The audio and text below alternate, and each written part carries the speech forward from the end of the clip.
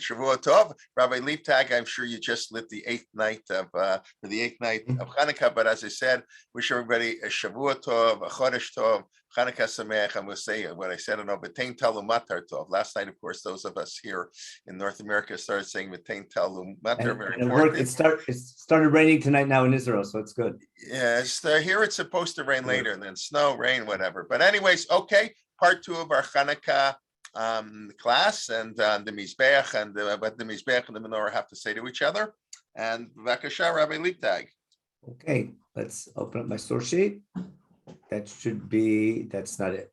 That's okay. That is, let me stop the share. Let's try this again. Share screen, and we need, here we are. Okay, transcripts, and put this up. So anyway, welcome back. This is class number 9 in our biblical meeting of 7, but we took 2 weeks off for Hanukkah and relating it from number 7 to 8. But the title that we began last week was a 2-part share. This is part 2, whether Hanukkah is a national, religious, or universal holiday. So in last week's share, we discussed the connection between Hanukkah and the winter solstice, which makes it a universal holiday or agricultural. Basically, it's the end of last year's agricultural season, but before next year's agricultural season begins, and it's sort of the winter solstice, so that makes it a universal holiday. And we find it makes sense that we're going to find similar holidays in other cultures as well. How we celebrate will be the main difference. And we talked about Saturnalia and the pagan custom of Saturnalia, which ultimately led to what we call nowadays Christmas, and how the Romans basically saw a time of getting drunk and getting wild. And the Jews it became a holiday of light. And we had the Medrash from Adam Arishon. We also talked about what the word Hanukkah meant, meaning dedication primarily to the Mizbeach in Chumash. And we'll see how it means Chanukah Mizbeach and Sefer Maccabim as well. In today's class, we're going to go back and try to understand both the religious, first the religious element of Hanukkah, after seeing the universal side, and see how they're related. We have to go back to Hagai and Zarya in the beginning of the Second Temple period, and we're going to see the roots of Hanukkah before Hanukkah, the story of Hanukkah in light of the roots of Hagai and Zarya, and finally, we'll try to deal with the question why Hanukkah is celebrated after the Beis Hamikdash is destroyed. Okay, so the first part of today's share is going to be what I call the date of Hanukkah before Hanukkah, or the prophetic background. So I'm assuming that people are more or less familiar with this background. I simply want to just give a quick little history review. I'm hoping it's boring for most of you, and just to review, but without doing this first, you won't be able to understand what's happening. We're talking about the beginning of the Second Temple period. The Babylonians destroyed the first temple. Yirmiyahu was the Navi who tried to prevent the destruction of the temple by getting the people to do proper repentance. They didn't. He told them not to rebel against the Babylonians. They did. The Babylonians came in, destroyed the temple, took over the city, exiled most of the people, and the center of the Jewish people moved to Babylonia. And as Yirmiyahu predicted, the Babylonians would be in power for 70 years. When those 7 years are over, from the first year of Babylonian rule, which was 18 years before the temple was destroyed, until the rise of Cyrus the Great, the first Persian king who defeated the Babylonians, transpired approximately 70 years. So the book of Ezra relates to that history and sets the background for what we're going to talk about today, because we're going to find the date of Hanukkah in the book of Hagai, and we're going to see the Haftarah that we read yesterday from the book of Zarya relating directly to the topic of Hanukkah, and again, hundreds of years before Hanukkah. And we're going to see how important that date is in the history of the Second Temple. So what I want to do now is show you, I want to understand what's happening in the time period of the beginning of Beit Sheni. We're going to see that they break ground on the Second Temple on Hanukkah, again, hundreds of years before the story of Hanukkah, but on the date of Hanukkah, on the 24th of Kislev or 25th of Kislev, will be the groundbreaking ceremony of the Second Temple. On that day, there'll be 2 very powerful prophecies given by Hagai, and those prophecies are going to relate to the whole story of Hanukkah and what we celebrate and why we continue to celebrate. So let's get started. I'm going to quote from the beginning of the book of Ezra, Bishnat Achat L'Koresh, the first year of King Cyrus, just as Yirmiyahu predicted. Again, Yirmiyahu didn't predict that after 7 years the Jews would return from exile.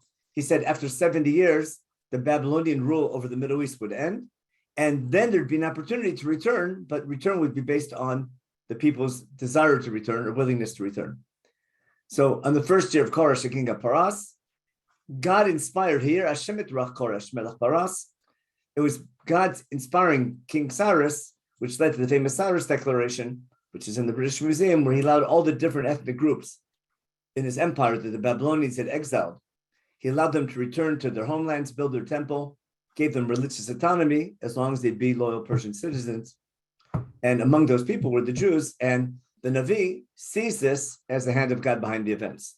Did the people see this as the hand of God, or just as a political event? That was a machloket, an argument among the people. The Zionists among them saw this as a message from God, and they made aliyah. Most people stayed behind.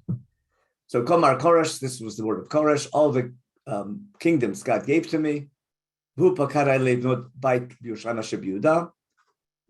He's behind me, giving me, charging me to build a house for God in Yerushalayim. And then his famous line, anyone in the nation of Israel, in the Babylonian empire, which was defeated by the Persians now, his God should be with him. Bayal Yerushalayim, let him ascend to Yerushalayim in the province of Yehuda, and let him build a house for God.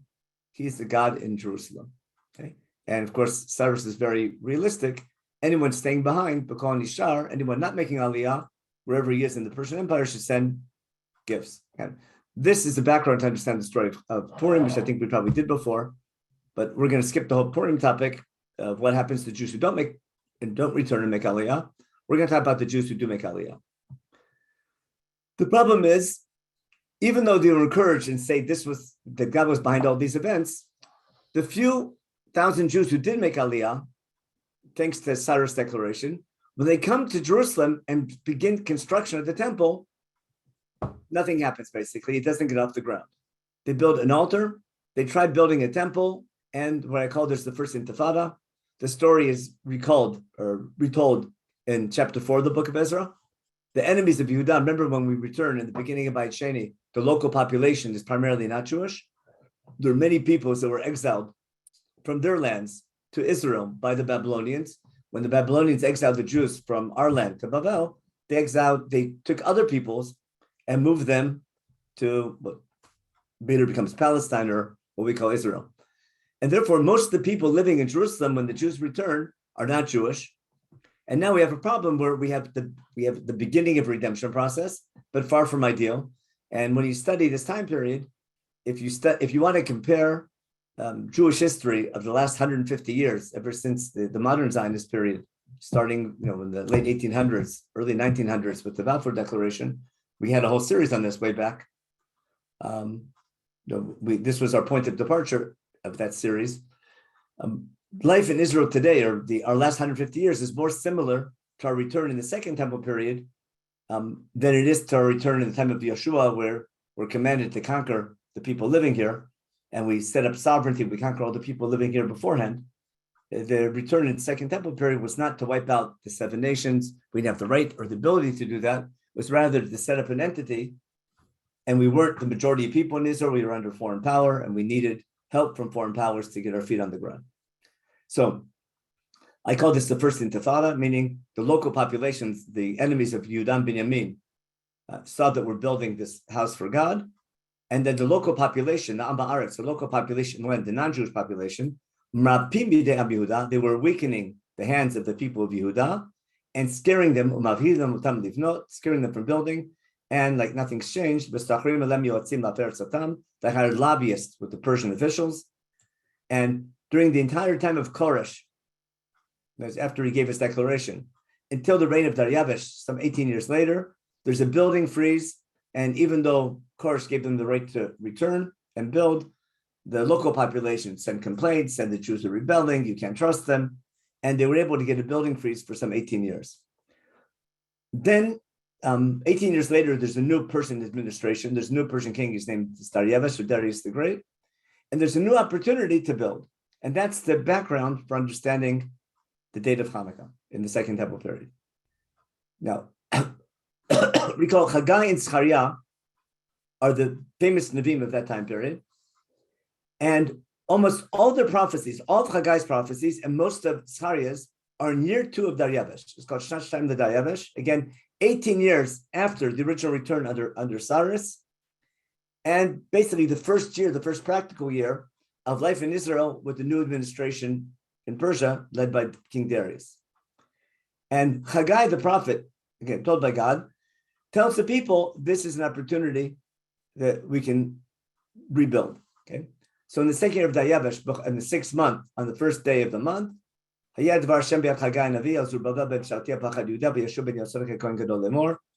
was his prophecy to Zerubbabel, the political leader, and Yeshua, the religious leader. The people were saying this is not time to build the house for God. And he explains to them, I think we talked about this last week a little bit, the people see the poor economy and the lack of ability to build as a sign that God doesn't want them there. And Hagai is telling them, no, you have it all wrong. The reason why things are so bad is because you're not trying hard enough. And therefore, pay attention to your ways. Go up the mountain and start cutting down trees and get ready to start building. And we talked about, we'll get to the Haftarah a little bit later for Hanukkah, but this was a proof that the people were unhappy. And we had all the famous promises that Jerusalem could be great again in Hagai. So Hagai began his nevuah in the 7th month, in the 6th month. Rosh Chodesh Elul began his nevuah. Another nevuah he gave on the last day of Sukkot. And then they finally break ground on what we call Erev Hanukkah today. And that's going to be Hagai chapter 2, Pasuk Yud. So let's just review these psukim, and that'll take us to the book of Maccabees. Okay. The 24th of the 9th month, what we would call Erev Hanukkah today, but it's actually the first night of Hanukkah because we light on the 24th going to the 25th. In the second year of Dayavesh, okay, God gave Hagai Nevuah asking questions to the Kohanim, but he tells them basically, pay attention to your ways. Minayom asher v'mala, from this day onwards, mitem sum even oven beichal Hashem, from the day before they start putting brick on top of brick in God's house, meaning this was a groundbreaking ceremony as they're about to begin construction of the second temple. The construction began that day or the next day, unclear, but definitely either on Hanukkah or Erev Hanukkah, they begin construction. And the main thing is the speech that Hagai gives. What does Hagai tell them? Pay attention to your ways, pay attention to your economy, to your political situation. From this 24th day of the month of Kislev, from the day that we began construction on Heichal Hashem, pay attention. This year, your economy was a disaster. No one was able to make a living. From that day on, from this day on, pay attention next year, your economy will be great, your agriculture will return. And then he gives another nevuah on the 24th of the month, where he tells Zerubbabel, I'm going to cause a big political upheaval, and there'll be an overturn of governments. Big nations will fall, and chariots will fall over on the riders. And on that day, God says, I'm going to take Zerubbabel, and I'll make you the person signing the chotam is the person signing the documents. He's alluding here to a return of sovereignty. Now, I'm pretty sure we got this far last week. What I try to mention is that this promise of sovereignty has to be only alluded to and can't be explicit, because you start speaking publicly about the return of sovereignty, that might sound as a rebellion against the Babylonians. And part of the reasons that they got the building freeze was because that's exactly what they wrote to the Persian officials. You can't trust the Jews. You give them the finger, they'll take a hand. If they've been rebelling against the Babylonians all the time, if you give them too much freedom in Jerusalem, they're going to rebel against you and declare their independence. And therefore, if Hagai is going to promise a return to independence and sovereignty, it has to be only alluded to and not explicit. Now, in light of this, we have to see Zachariah. Let me just check the chat real fast. Okay, we'll talk about the brachot on Shavuot later on. Okay, and there's the sources. Okay, now we'll get to work on this year. Now, let me summarize my key message from last week. And I'm pretty sure we did this. Let's make sure it's just a review. My claim is because the people are down and depressed this time of year, and the people, not just this time of year, but this time in their history, they had all these great hopes of rebuilding the second temple. They've given up hope on their future. The main prophetic message is, don't give up hope. The second temple again can be great again. As we saw at the end of Perak Bet, Jerusalem can be great again, God promises, if you take initiative. And therefore, Hagai is telling the people, it's up to you. God did what he can do. He brought the Babylonians, he took the Babylonians out, brought the Persians in, he brought Darius into power.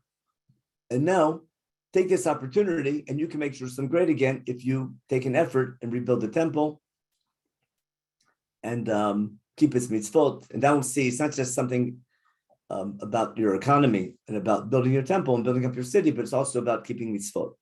And now we have to take a break and read Zarya. So let's open up. We're going to open up a regular Tanakh. And here, stop the share. And we'll read Zarya, and then we'll get to Sefer Maccabim. Share screen from here, and we open. No, we don't want this one. We want Zarya here. And there we go. No, that's not good. Cancel. I messed up. Stop the share. Share screen. We want Chrome, and we want. Well, here we are. Okay. Zarya Perek Aleph. Let's look at the date. For the sake of analogy, Hagai is the prophet with the kippah surga, talking about return to sovereignty and economic growth. Zarya is wearing the kippah shchora, but they're working together, talking about returning to mitzvot. So in the 8th month, because he's basically contemporary with Hagai, a month before they break ground on the temple, in the 2nd year of Dayavesh, Zarya tells the people that God's been angry with them, and tell the people, Kol Amar Hashem, if you want me to return to you, if you want the Shekhinah to return, you have to return to me and keep my mitzvot. And don't be like your previous generations, where the Nevi'im, we're talking about the end of the first temple period, where the Nevi'im tell the people to repent from their ways, quoting from Yirmiyahu. They didn't listen. No, they got their punishment. But therefore, make sure to keep those laws that they're commanding you. You're supposed to keep. Okay.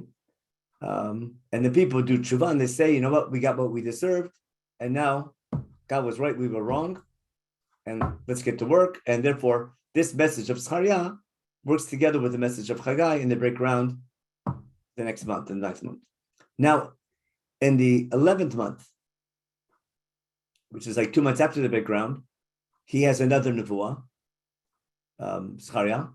He sees a vision without going to the details of the vision. But what's the meaning of the vision? He's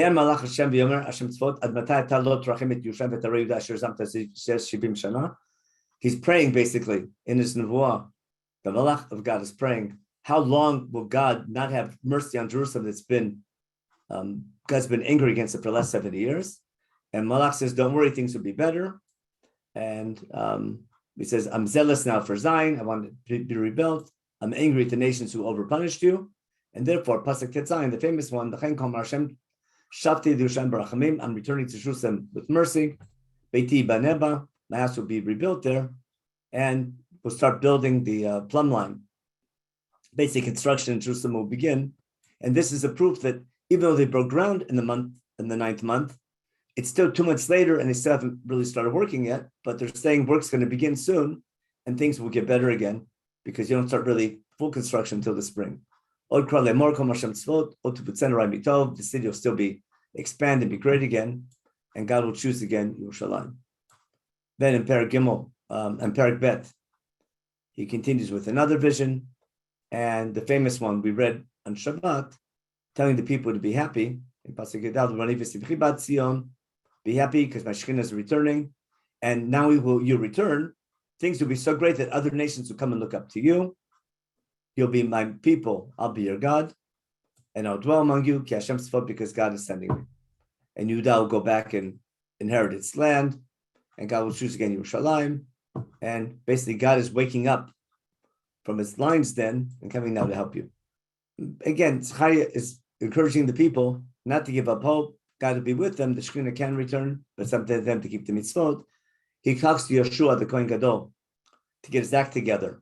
The Tuna seems to have been a bit corrupt, and he tells the people, tells the Kohanim, the priests, to get rid of their soiled clothing, put on new clothes, basically turn over a new leaf, and telling the people things are possible. and you have to stand in front of Yeshua. The Kohen has to stand in front of the political leaders Zerubbabel. And then in Perek Daled, after having a nevuah to telling the Kohen and the priest to get their act together, he has a promise to Zarya and the vision of a menorah. That's what we read this on Hanukkah. Because what do you see? And he says, I see a menorah with seven branch candelabra and 2 olive trees or olive branches on top of it, basically feeding with tubes. Basically, it's these olive trees, the vision of these olive trees, where the olives being pressed by themselves or naturally from the olive tree, the olives giving oil right into the menorah. And Zarya doesn't understand the meaning of it. And the Malach tells him as follows, don't you know what this means? He says, I don't understand. Pasuk Vav, Vayan v'yamar elai lemor, Zed var Hashem el Zerubbabel lemor. This is the word of God to Zerubbabel. Lo b'chayav lo b'koach, kim bruchi amar Hashem tzvot. I think this is going to be the main message, which will help us understand Hanukkah. Chaya is always economic strength, especially in Chumash. Chaya is a wealth of anything. It's not just military strength, but also economic strength. Koach is military strength. He says, even though Hagai is promising return to prosperity and military strength, it's not only about those two, it's about God's spirit and having what's called ruchaniut, or spirituality, and that will rebuild Yerushalayim, and that'll be the goal of this return.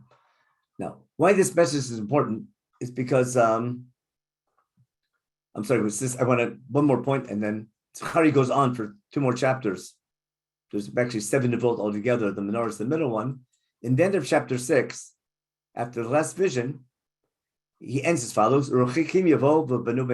people from far away will come, hoping the people come from Aliyah from all over the Persian Empire and build God's temple. Then you'll know, then you'll know God sent me. This is really from God. And now we have a caveat on the whole thing. Everything on the condition that you follow God's word.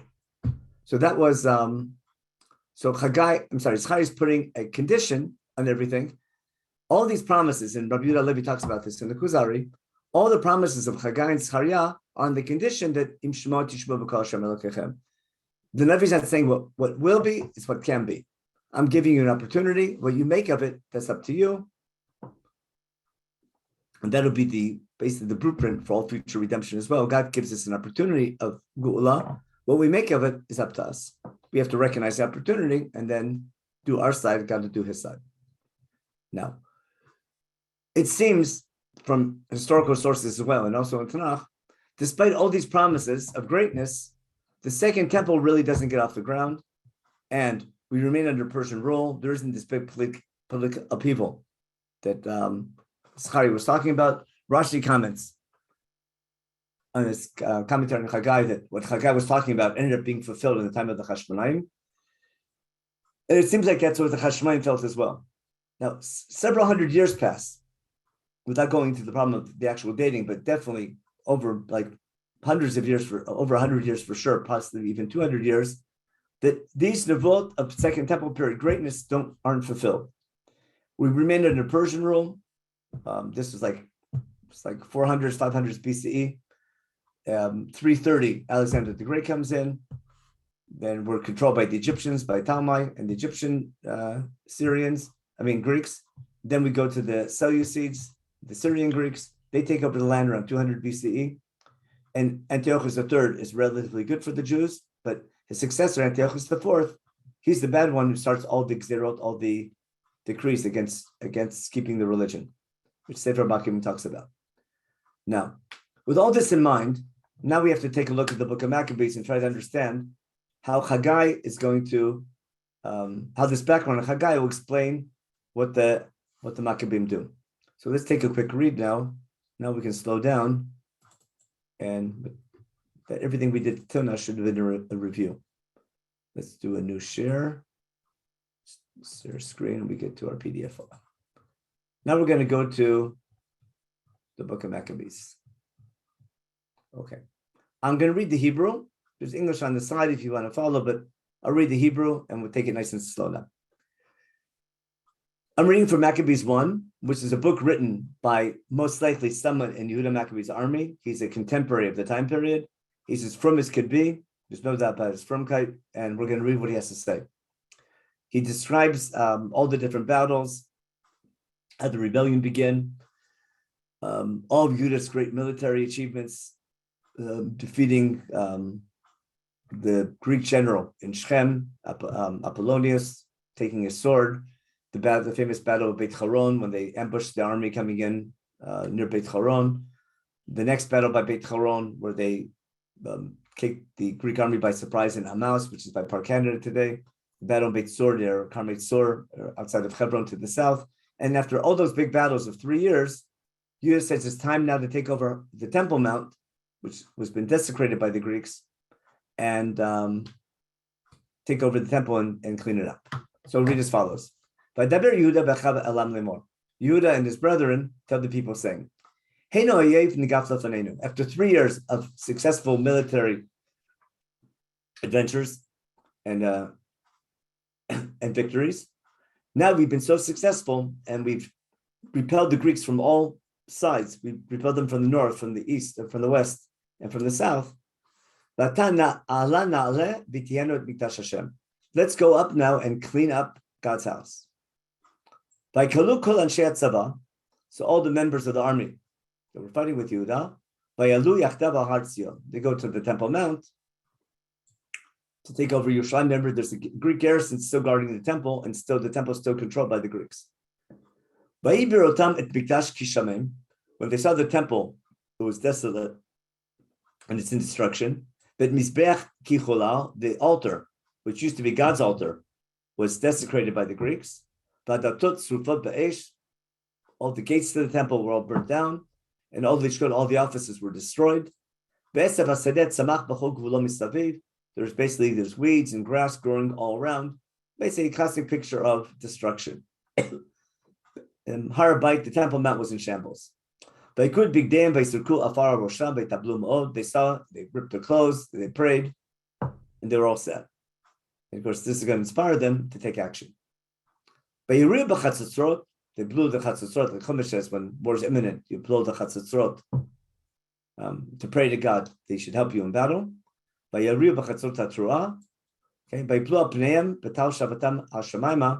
they pray to God, and their prayers heard by heaven. Let me just quote the pasuk that I just want to show you how from the author of this book is, because this is clearly referring to Sefer Bamidbar, chapter 10.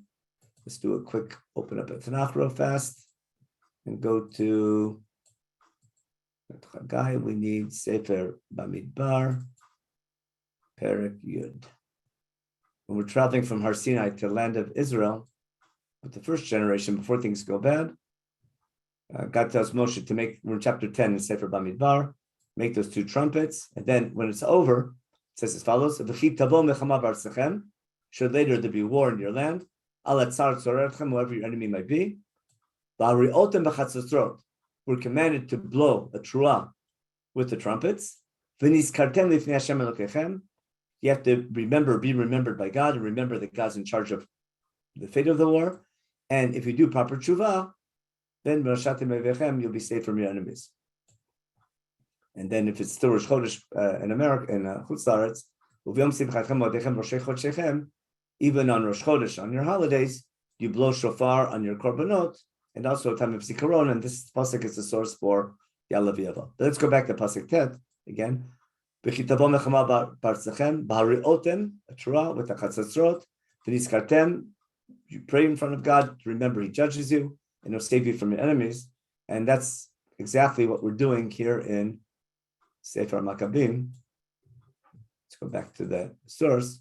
Vayariu b'chatzotzot haTorah, clearly referring to that. And Vayiplu p'neihem v'tal shavatam hashamayim, God heard their prayer. In fact, Ramban learns from the pasuk we just read in Sefer Bamidbar, our obligation to pray in times of tzara, in times of trouble. We have a chiyuv d'oraita, a biblical obligation to pray, and here we see a fulfillment of Ramban's position. Okay. Now, after the prayer, they're ready to engage in battle. By Tzavei Yehuda et Gudur Echad mi'anashav l'tzora matzuda, he takes 1 battalion of his men to begin the siege of the Greek garrison on Har Bayit, ad Taram et Hamikdash, until the temple was cleansed. Okay, he chooses what we call maybe Hesdernikim. He chooses priests who were not tamei. It's people who were like his religious soldiers. Soldiers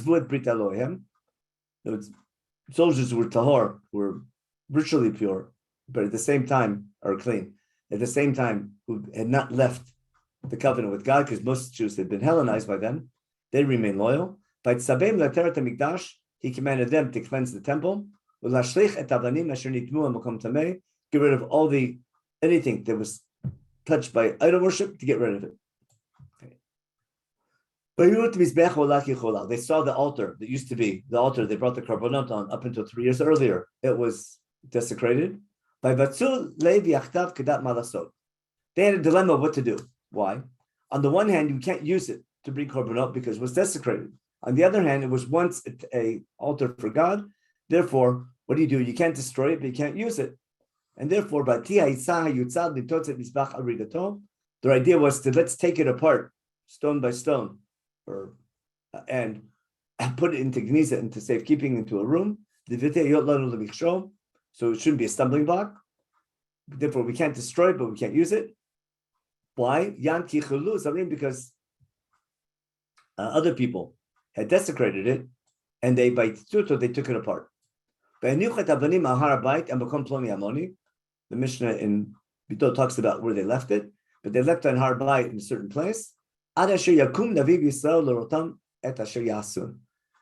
see from here there's no prophet at the time, there's no Navi, but there's clearly a hope that prophecy is going to return soon. If the Shekhinah is going to return, prophecy will return. And therefore, they're waiting for Navi to come and tell them what to do. So, what we call nowadays tekut, and therefore, they're going to wait now what to do with the stones until a Navi will come and instruct them what to do. Now, this is going to talk about, now we're going to get what's called Chanukah HaMizbeach. Remember we talked about how the Chanukah, our second title was what the Mizbeach would say, the menorah. This symbol of the military victory in cleansing the temple and getting rid of the Greeks will be the dedication of the Mizbeach. And the name Chanukah is because of, we'll see in a minute, rededication of the Mizbeach, just like it was in Chumash, where we saw last week. Chanukah Tansim was the princes of Israel, the political leaders, brought a special sacrifice to dedicate the altar and the Mishkan. They took avanim. Remember, when you build a mizbeach, you can't use metal to cut them. You take rocks from the ground and you put them into a mold, and you make a mizbeach out of earth and stones. Okay? Like Chumash says in the end of Parshat Mishpatim, they took perfect stones from the ground that metal never touched. And they built a new mizbeach, just like the first one. The main thing they do is a new mizbeach, because the main thing that was, as we saw all through the story, the main thing that bothered them was the mizbeach. Now, we don't have the source here, but you can read it in Sefer Maccabim in the earlier chapters. When the Hellenists took over Har Bayit, meaning if you look at the story of Hanukkah, it's not just the Greeks fighting the Jews, it's primarily a civil war between Hellenized Jews and Jews who remained loyal to their religion. The Hellenists were sort of bothered by the religious Jews keeping to the old ways. They wanted to be part of this new Greek empire, and they were encouraging the Greeks to take over the country so they could control everything. And they purposely took over the temple to get rid of the religious leadership. And they take over the temple in the month of Kislev, but they wait until the 25th of Kislev to desecrate it. There was the desecration of the temple took place on the 25th of Kislev 3 years earlier. We'll see the source for this in a minute when they pick the date to rededicate it. What I want to show you from here is that the battle happens way before the 25th of Kislev. The battle's finished that we just read, because they're going to build an entire new temple. So this is what they do. They build a new mizbeach, and this is what else they do. Okay? They make all new vessels for the temple. They make a new menorah for the Echal, for the temple. All the three utensils, the three vessels in the Kodesh, a new menorah, a new mizbach Toret, and a new for the showbread, a shulchan, all brand new. You don't do that within a day. You do that takes several weeks. But they began the service. And they didn't wait for the dedication ceremony to start working in the temple. They started working right away. But the dedication ceremony we're going to see is going to be put off for a special day. So they put Toret on the Mizbeach, Toret, and on the menorah they put the candles, they put the showbread on the shulchan, and they put the parochet through the parochet to cover where the aron was supposed to be. And just like in Chumash, and they finished all the work, just like in the beginning. If you want to see what we're quoting here about Techel, let me stop the share real fast. Again, I want to show you how the book is using wording from Chumash. If I go back to Sefer Shemot, the end of chapter 39, and they finish putting the Mishkan together. What does it say? Here. They put Moshe takes all the different things. I think we saw this last week. But Techel, Kol Avodat Mishkan Ohamoed, Ve'asu b'nisot kasher tzivash Moshe kenasu. You see the same imagery. But Techel Kol Avodat Mishkan Ohamoed. And then Moshe saw everything that he did, and it was just as God commanded, and Moshe blessed it. But to see the word Vatechel, you can see that Sefer Maccabim is using the same wording. Again, I'm just pointing out how religious the writer of this section is. Okay. Now, after all this preparation, they purposely are going to do the dedication ceremony on the 25th of Kislev.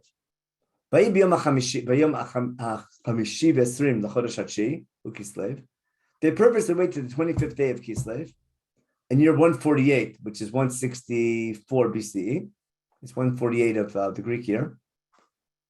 Okay. They get up early in the morning. They bring olot on the brand new mizbeach. That's Chanukah mizbeach. Therefore, the center of the dedication ceremony and the center of the ceremony on the 25th of Kislev is going to be Chanukah mizbeach. Now, as we saw last week, Chanukah mizbeach, there were 7 days of preparation, 7 days of miluim, and it became functional on the 8th day. So there was an 8-day dedication ceremony of the Mishkan, and we saw the parallels to the Mishkan. And therefore, what do they do? On the very same day that the Hellenists had desecrated the Mizbeach 3 years earlier, now, I'm assuming the Hellenists who desecrated the Mizbeach purposely waited for that day, because if I go back to Hagai, that date, which was the day that they broke ground on the second temple, and Hagai gave all these messages of return to sovereignty and prosperity, it was a message of hope that time of year. Those hopes had been basically vanished, and people had given up hope. And the return of the Hashmonaim and the rebellion against the Greek was against what the Hellenists were trying to squash all hopes of a better future. And now we've returned and rebuilt our hopes again.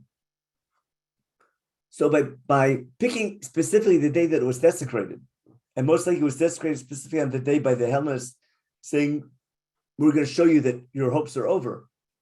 They purposely picked that day to show that, basically bury your hopes. Now we're going to dedicate specifically on that day to renew our hopes. And that's going to be why the date of Hanukkah was picked. It wasn't by chance again. And again, we explained the reason why Hagai picked the date, because it's the darkest time of the year, a time of light. There's light in times of darkness and hope, no matter how bad things are. Therefore, we're going to pick that date especially to rededicate it. Okay. They prayed to God. And then by 8 days, they celebrate the Chanukah the Mizbeach. And again, and then one last line. Yehuda commands the people to celebrate dedication of the Mizbeach on the 25th day of that month for 8 days. And now they instituted 8 days of Hanukkah, not just that year, but for all years to come. and it becomes a national holiday. That's the national holiday of Hanukkah. What I called we had the universal reason, now a nationalistic reason, but we tied this to the universal reason of light, or the darkest, making light in the darkest time of the year. Now we also have a historic reason and a national reason that in these times of darkness, our hope is to return and we can rebuild things. Now, there's no doubt that the author of this book, that's why I pointed this out over and over again, the author's book is as religious as could be. You can't doubt his frumkeit. But what doesn't he mention? There's no mention of the miracle of the menorah, neither in this book nor in Maccabees 2, which is a little bit later, written in Alexandria. But this is the source from that time period. And this source is very similar to what we say in Al Anisim, which also doesn't mention the miracle of the Sfach HaShemen, of the oil menorah. Now, what I tried to explain last week is that the only people who would know about the miracle of the menorah, again, we don't know on what day that happened, that miracle, because we didn't know it was on the new menorah, or when they took over the Temple Mount. They didn't wait for the dedication ceremony to start doing the daily avodah in the temple. They started doing the daily avodah, the daily service in the temple, as soon as they could. And most likely that's when the miracle of the oil happened. But it wasn't something to start a holiday for. It was something a couple of Kohanim knew about. It was like a miracle that you would only notice after a couple of days. And again, it wouldn't be knowledge to everybody. It would be like a feature story. Where the military victory, that was the big event. And the big national event was going to be Chanukah HaMizbeach. And therefore, Chanukah HaMizbeach turns Hanukkah into a national holiday. Recall that Chanukah HaMizbeach and Chumash are the political leaders, the princes of Israel, the people leading the army. And from that point of view, from the time of the Hasmonean revolt, from here 164 BCE, until, I guess, towards the end of the destruction of the Second Temple, Hanukkah is a national holiday. And we talked about last week what's called Megillat Ta'anit. In Megillat Ta'anit, there are dates in almost every single month of days you don't say Tachnun, and you don't do eulogies, and you don't say, and you're not allowed to fast and things like that on those days. Hanukkah was one of many of those. And all of those were abolished with the destruction of the temple. And therefore, the question the Gemara was asking, we talked about that last week a little bit, is not simply what's the reason for Hanukkah, but what's the reason we continue to celebrate Hanukkah after the Churban? Now I'm going to go back to my title, what the menorah would say to the Mizbeach, basically, in regard to why do we celebrate Hanukkah after the temple was destroyed. Okay. We know that we didn't, even though all the other dates, all the other national holidays have no meaning after the second temple was destroyed and we've lost our sovereignty, Hanukkah remains a holiday even after the temple was destroyed. But now the focus of the holiday moves to the menorah. So I want to suggest a double reason. One is, what we talked about last week, it could be that even if it wasn't for the Hanukkah story, it makes sense people would light candles that time of year. Number one. Number two, if we're going to celebrate a national holiday without having any nationalism left, if we lost our sovereignty, why celebrate it? It's no longer a celebration of our freedom and of our return to sovereignty. Rather, it's going to be a holiday remembering the hope that one day we might return to sovereignty. And therefore, if we're going to continue to celebrate Hanukkah, Hanukkah no longer will be a national holiday. It will be a holiday of hope. Instead of celebrating our military victories, it'll be a holiday of hope that maybe one day we'll return and be able to become sovereign in our land again. But what went wrong with the Hasmonean revolt? Why was the temple destroyed? Because we didn't use our sovereignty properly. We took our sovereignty, and if you know what happened to the Hashmonaim, within 2 or 3 generations, they became stukim, they became corrupt, if you know the story. And after a while, after 3 generations, the first generation, the 5 brothers, so Elazar was the first one to die in battle of the 5 brothers, and Yehuda died 2 years after this dedication of the temple. If you read Sefer Maccabim, the Greeks come back and take over Jerusalem again. They come from the south. There's a famous battle near Gush Etzion when Elazar dies.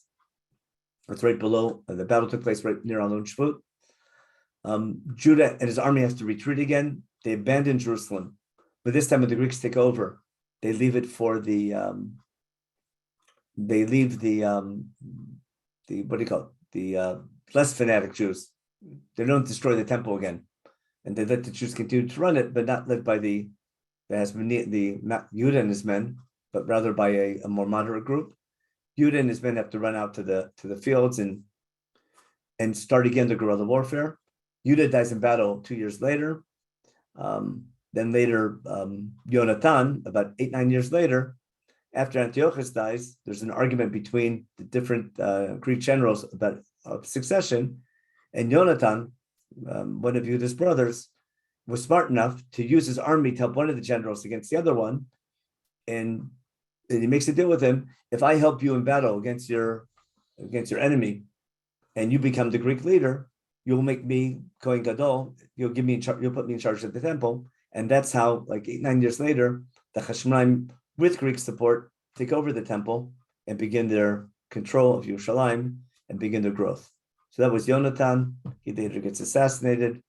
Later his brother Yochanan also, and finally Shimon, the last of the 5 brothers, he becomes a Kohen, and then his son Yochanan Hyrcanus takes over. He's relatively good, but by the time you get to his grandchildren, they're a disaster, and that's when the Hasmonean Empire falls apart, and the Romans come in and take over. Now, because this movement failed ultimately, if I'm going to celebrate Hanukkah, I don't need only to remember how victorious we were, but what we did wrong. And basically, if I want to sort of summarize in light of Hagai and Zarya, we focused too much on the prophecies of Hagai and not enough on Zarya, meaning we made this big focus of return to sovereignty and return to prosperity, and that's what the Hasmoneans achieved, but we didn't turn to Ruach, or basically the message of Lo b'chayav lo b'koach kim bruchi was not internalized. Now, what vision did God give Zarya? What were the people told way back when Hagai first was promising that Beit Sheni can be great again and you can return to your prosperity and sovereignty? Zarya balanced that message with there's need to make sure that it's not only about koach and chayil, it's not only about strength and prosperity, it's about ruach, it's about spirit and serving God as a people. And if that failed with the Hasmonean revolt, but we want to return to it one day, we want those prophecies fulfilled once again, we have to make sure not to make the same mistakes. So if I'm going to return and continue to celebrate Hanukkah in times of exile with hopes of a better future, I want to celebrate in a way to remember that when we do come back to military strength and economic prosperity, we don't make the same mistake the Hasmoneans made 2-3 generations later and let that military strength and economic prosperity lead to corruption. And because the message of Zarya was the vision of the menorah of Lo b'chayav lo b'koach kim bruchi, it makes sense why the rabbis put the whole focus of a holiday on Nes Pach HaShemen and the miracle of the menorah, and by lighting candles becomes the main message of the holiday. And that might be a different understanding of Persumei Nisa, not simply to remember the miracle of the military victory, but to remember the purpose of the miracle, and to make sure you remember if you're going to thank God for his help in military intervention and our success in defeating our enemies, it has to be for a religious purpose. Now, I want to quote something from, I'm going to end the share with a quote from Josephus. Josephus is living at the time of the Churban, about 200 years after Hanukkah. Remember, Hanukkah was 164, and Josephus writes his history after the temple was destroyed in 70 CE. So we're about 200 years after Hanukkah. Remember, in Sefer Maccabim, there's no mention of Nes Pach HaShemen because it wasn't the main reason for the holiday, but rather it became a reason to continue celebrating the holiday as time went on. I want to show you that by 200 years later, in the time of the Churban, Josephus, when he's writing Jewish history, and he's quoting from Sefer Maccabim, he quotes how Judah celebrated the festival restoration of the temple for 8 days. It's a quote right out of Sefer Maccabim, like we just read. He feasted and he honored God and laid them with hymns and psalms, almost quoting from Sefer Maccabim. Okay, now listen carefully.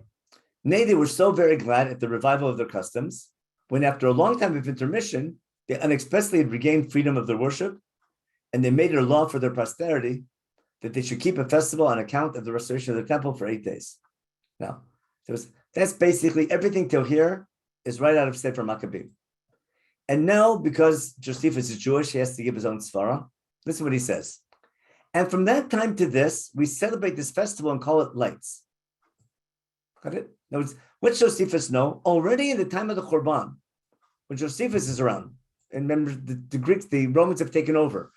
Josephus is one of the generals of the Great Revolt, and he witnesses the temple being destroyed.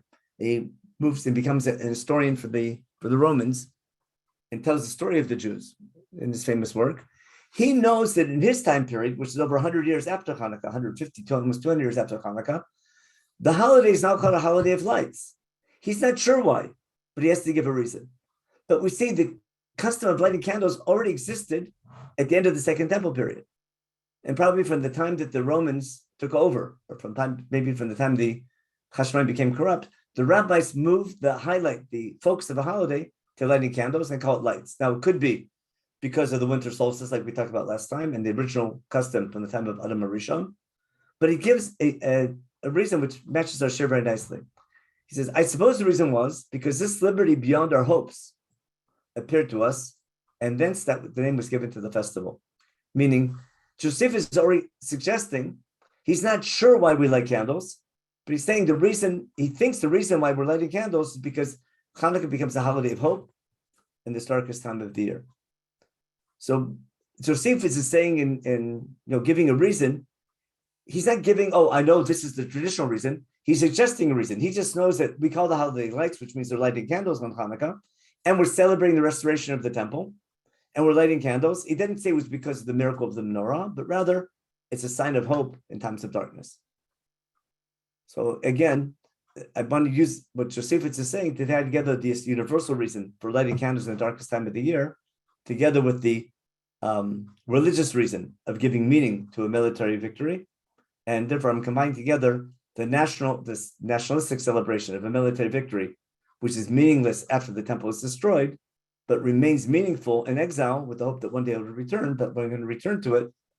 Or light candles to remember not to give up hope in times of darkness, but at the same time, when we do return to remember the Nevuah of Zarya and not just the Nevuot of Hagai, that if we do return to sovereignty, what we do with it. That's why I think it's like super meaningful that the Haftarah for Hanukkah wasn't picked just because there's a vision of a menorah there, like a Chanukah, but the time period of Hanukkah is rooted in the time period of Hagai and Zarya. And two, the symbol of the state of Israel, choosing that menorah to be the symbol of the state of Israel, which is basically designed based on the Nevuah of Hagai and Zarya, chapter 4, I think is even more meaningful today. So let me check the chat real fast and see what we have any questions. Okay, let's start here. The question about lighting candle, I'll go to that at the end about what bracha we make. Okay, Chukim away the book of Maccabees is not included in Tanakh. Okay, why? I think isn't Rabbi Dr. Sokolov giving a whole series on the canonization? Yeah. So I'm assuming he's going to explain that the classic answer is Tanakh already is closed at the end of after Ezra and Nehemiah pretty much. We close Tanakh in the end of the Greek time period. End of the Persian time period, and by the time you get to the Greek time period, there's no more Nevuah. So because there's no more Nevuah, there's no more Tanakh. Sefer Ben Cyrus is a later one, but it doesn't make it in time. So it could be just a technical thing. We draw a line. It's definitely not a book of Nevuah because we see in the book there is no Navi, but they're hoping Nevuah will return. We saw that when we read that today. The reason I think makes the most sense, it has to do with the Apocrypha, because in Christian tradition, they're claiming a continuum of prophecy from the Old Testament to the New Testament. And therefore, there needs to be biblical works between the end of our Tanakh and their religion and early Christianity. So it's important in their Bible, it's important to have the Apocrypha, which is like a bridge between the Old Testament and the New Testament, and there's a continuity in prophecy. We very much want to say prophecy ends with Anshe Knesset Agdola and Ezra and Nehemiah, and therefore we put a stop on it. And it could be that maybe because the Christians are claiming a continuum of prophecy to that time period, we dafka have to put, we got to make it crystal clear the prophecy is over, and there won't be another Navi. So it might be related to our polemic with the Christians. But in general, the fact that something's not in Tanakh doesn't mean it's not an important book. That you can write a lot of important books, but they don't have to be canonized.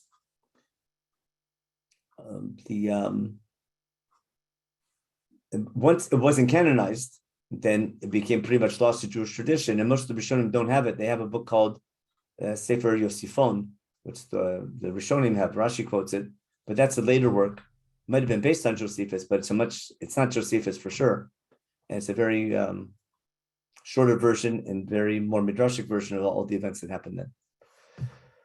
Okay, that was Marty's. Next, Ilana, did you say that the Hellenized Jews were the ones who destroyed the Mizbech? So there's a historian named Cherikover in the University of Chicago who did, I think, he did a lot of research on this. And the accepted theory of the academic research is that the Hasmonean revolt, the revolt of the Hasmoneans was more against Hellenized Jews than it was against the Greeks. The Greeks, there was a civil war going on between Hellenized Jews who wanted to become the 51st state. You know what that means? It means they wanted to be more Greeks than the Greeks, and they were really bothered by their ultra-Orthodox fellow Jews who didn't catch on to this new Hellenistic culture. It was more of a war among Jews whether we should Hellenize or not. I can bring lots of examples from modern day history. You can realize them on your own. And the argument got out of hand. And again, the big mistake the Hellenists did is convincing the Greeks to tell the Jews you can't keep Torah. Because if you tell a Jew you can't study Torah, then he'll do everything to study. If you tell him he has to, he'll do everything. Take any student. Tell him you have to study Torah, you'll look for excuses why not to. Tell him you're not allowed to, he'll find every trick to go and do it. So they simply, their decrees against the religion were way too strong, and that led to the revolt. So if you tell a Jew you have to do something, you have to learn Torah. Okay, maybe you won't, but if you tell them you can't, then they'll rebel against that and say we have the right, and we'll fight for our right to study Torah and to keep our laws. What happened to Aaron's menorah? Okay, which menorah was taken to Archbishop Titus? That's a good question. When Shlomo builds the temple, there's actually 10 menorot. There's one menorah inside, 10 menorot outside. Some people think that the menorah in the Arch of Titus is from not the one in the temple, but the one from outside, not the one in the Kodesh, but the one on the outside. We don't know what really happened to all those kelim, but because they're made out of gold, you don't have to be surprised that someone's going to take it and use the gold and melt it down and use it for something else. It might be in the Vatican somewhere down below that we don't know. Okay, where's the Hebrew text of Maccabees from? So we're reading from, I forgot who translated it, I think Kahana. It was Maccabees 1. The original text was in Hebrew. That's almost crystal clear. We don't have the original Hebrew. We never found a text of the original Hebrew of the Book of Maccabees. We have the Greek translation from the Hebrew, and that's been kept. That's part of together with the Septuagint. There's Greek translations of the Book of Maccabees, and the Hebrew translation was based on the Greek translation, translating it back into Hebrew. But if you know your Chumash, it's very easy to see. If you take the Greek translation and know your Chumash, you can easily put back together because it's pseudo-prophetic. He's just using psukim left and right in parallels from Chumash, and that's where we get the Greek translation from. So I was bringing some proofs from the word vatechel and things like that, but there must have been something in the Jewish the translator who went from Greek to Jewish knew his Chumash and realized that it must be the same word from Chumash. So when the book, it was written, it wasn't the Maccabees 1 was originally written in Hebrew. We just lost the original Hebrew. You can see from its style. When you read a translation of a work, you can tell whether it's a translation or whether that was its original language. When you read 1 Maccabees in Greek, you realize it's a translation from the original Hebrew. In fact, there's different translations of it. And the Hebrew is based on a logical retranslation back into what the original Hebrew should have looked like. Maybe one day we'll find it. Maybe they'll find some other cave in the Dead Sea somewhere area, and they'll find another, because they found a lot of other books from that time period. Maybe it's only a matter of time till they find the original. Okay, Josephus. Okay, Asher writes, surely Josephus knew about the military victory because he was He said, after all, it was still celebrated. Okay, that's true. I would guess that he's writing his history for the Romans.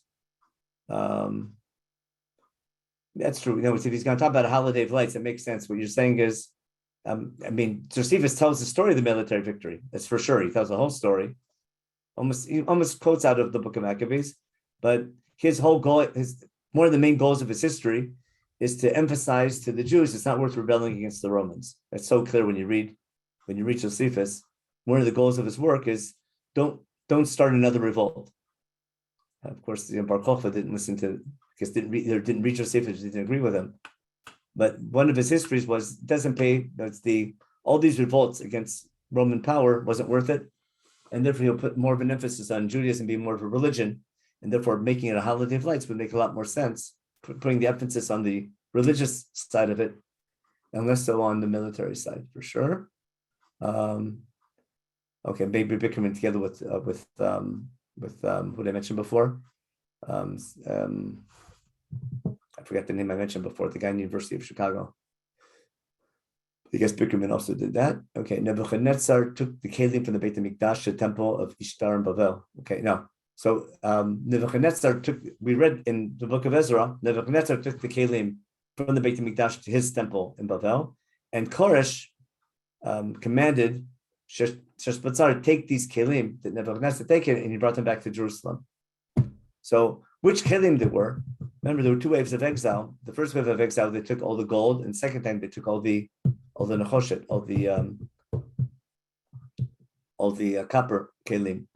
But there were more kelim other than the menorah. There was tons of golden goblets, and it wasn't only the menorah shulchan, the kelim of the Beit HaMikdash. You had lots of different vessels they used. So again, there's so much gold there that sooner or later someone's going to take it and steal it and use it for something else. And Cyrus gave many of them back to Zerubbabel, take back to Palestine. It's true. Large part of the Temple of Ishtar is a museum in Berlin. Okay, it's good. And that's there. Okay, any other questions, Balpe? I think we're exactly on time. Next week, we have to finish up a couple of 7s and 8s. We have a couple more things on the, we have to go say the number 7 in Vayikra. We talked a little bit about Breshit, about the Yosef's and Pharaoh's dream, but we have to talk about the number 7 at Har Sinai a little bit, but primarily we have to dedicate a shir to number 7 in Vayikra and number 7 in Devarim. Then we'll go back and understand Shemitah. We'll finish up Shemitah. So we have about 2 or 3 more weeks of the number 7 for the weeks to come. Maybe we'll talk about the number 10. Next week we'll talk about the number 10 for Asar B'Tevet. Right? Next week's this shir before Asar B'Tevet. Yes. So next week we'll go from 7 to 10. We'll talk about Asar B'Tevet next week, and then we'll have go a back whole to 7 series on numerology. Then we discuss the number 13, Yud Gimel Midot, and Torah Nidresha Behem and Ikari Emuna. Then we can get to 18. Well, 18 is just stum, but then we get to 40. All the biblical numbers of great significance: 7, 10, 13, 40, 70. I think I got 400. Well, 400, right? 400 is like 40. Like greater, like 7 and 70 are related. Like 400, 400 shekel kesef and 400 men and 400 years. Yeah, that goes with transformation 40. Yeah. There's lots. There's a couple of 300s also. Okay. So 300, I'm not into. What's the 300? There's a couple of 300s. It's like the 300 years of Leibtag. But then you got the 480, right? The 12 times 40. 12 but that's already in general. Right, not really. It's the basic yesod is the Torah uses numbers for tell ideas, but they're not meant to be taken literally. Maybe in general, 40 goes with Shem Yud Kei Vav Kei, and Elohim goes with the number 7. Right, but the numbers are always rounded. The Torah rounds numbers, like 69, 7 all the time. Torah's rounding numbers. That's why the things don't work, because people they think the numbers are exact. The numbers aren't exact. On purpose, they're not exact. Anyway, okay, but we're still at 7. The most important is still 1. Oh, there's 1. Okay, yes. It's not even a number. Rav Soloveitchik wouldn't sing. That's what Rav Shechter told us. He wouldn't sing Echad Miyodea. Because Echad Miyodea, in other words, God is 1, and there are 2 Luchot, and there are 3 patriarchs and 4 matriarchs. Like 1 is part of this cycle. No. God is like can't even count. It's like not even like it's not in the same league. You can't mention the same name. Apparently, that's what he told. So the Rav felt that Echad Miyodea, which of course was made up in the Middle Ages and not integral to the Haggadah. He wouldn't sing that because it's not that God is one like two. God is like unique. Okay, so Maimonidean view, I would imagine. Okay, anyway, tomorrow night, next class, Mark Shapiro, Dr. Rabbi Guhart's class series ended last week. Please God, we're going to start another one in January. Our next new series is this Tuesday. I'm just going to put it in right there. Jeremy England, who physicist, the rabbi, who used to teach at MIT, just made Aliyah a few months ago. We'll be starting a 3-part series. What science? What do we call it? Science. The Torah speaks to scientists or scientific thinking within the Torah. That's 3 parts beginning this Tuesday at 2 p.m. 2 p.m. That's what works his schedule. That's 9. If you're already registered, yeah, you don't have to register for that. And if you did the single registration, you don't. Yeah, but I sent it out last night. I saw this morning about 55 people had registered already. It's this Tuesday, and Shuli Mission class is also over. But our other series are continuing. That's Mark's class tomorrow night, and Wednesday, Dr. Sokolov, as you say, the canonization. We're sort of on the canonization of the Bible, how Tanakh evolved. My class on the Siddur. Thursday, the Parsha. This week, I believe, is Rabbi Karapkin, the rabbi of the Beit, the past president of the RCA, rabbi here in Toronto, for the Parsha Shir, and then what else? That's and Rachel Sharansky Dansker's class she's continuing her series still. Okay, we're working on the winter already. We're almost at 2022.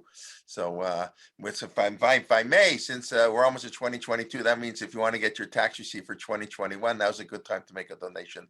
Torah Motion. It's always a good time to make a donation to Torah Motion, but December is when about 35% of all charity is raised.